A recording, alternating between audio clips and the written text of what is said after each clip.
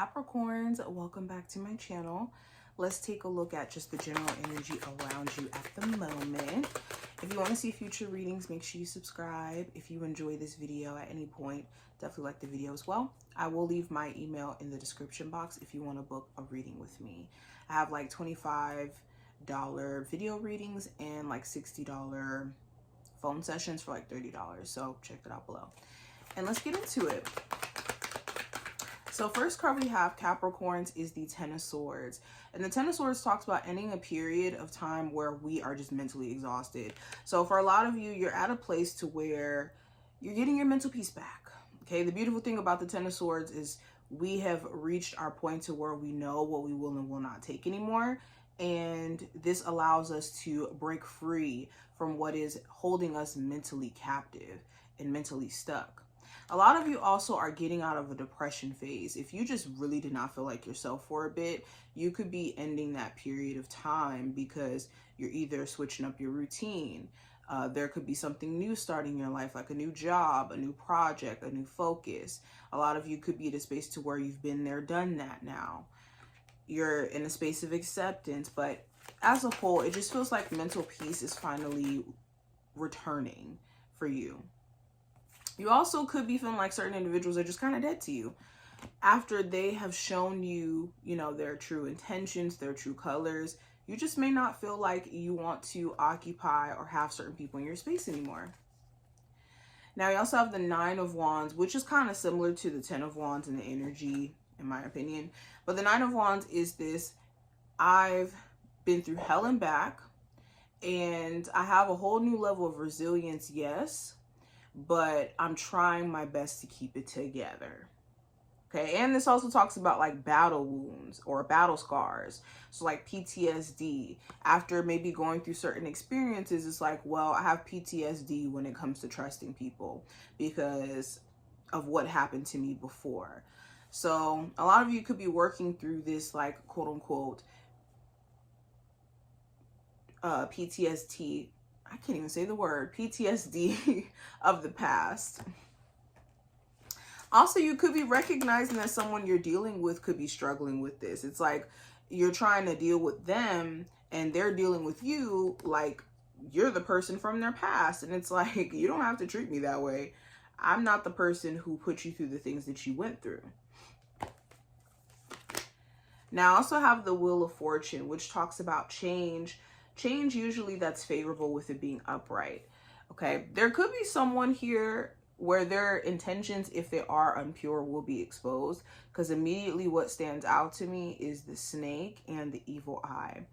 And the snake and the evil eye represents literally you having somebody around you who could have some sneaky intentions, but you being protected by your spiritual team, by divine forces.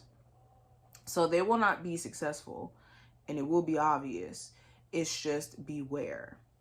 Also, with the Wheel of Fortune, this does talk about redirection. A lot of times we could really feel like we're on the wrong path, but it's because our understanding of what path we're supposed to be on and the universe's understanding of what our path should be are two different things. We would always hope that our, mission and vision is in alignment with what our spiritual team and the divine and God wants for us. We would hope, but sometimes that's not the case. And I think that anything that may not necessarily be in alignment with a bigger plan, you will be shifting away from. Give me another card for my Capricorns. So we also have the Judgment card.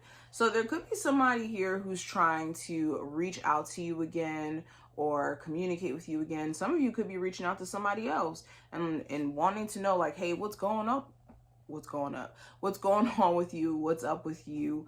What space have you been? This could be an old friend, old love interest, person you may have children with.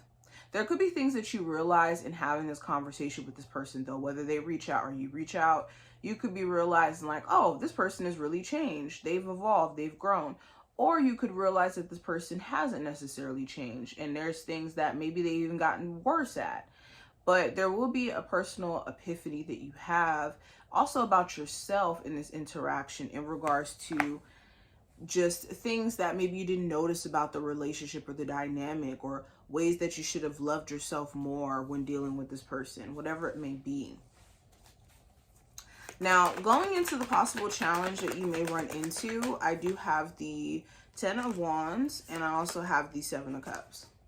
So the challenge is feeling overwhelmed. You could feel overwhelmed with the amount of responsibilities that you have to take care of. You could have multiple businesses or multiple business ideas, multiple jobs, multiple responsibilities that are very demanding of your time and your energy, and you could be just kind of stressed out a lot of the times or overwhelmed. For others of you, it's wanting to understand why your relationship could feel overwhelmed with confusion due to whatever you guys have been through in the past, and just trying to sort it out, maybe the confusion, okay? Or not the confusion, but the conflict or the challenge.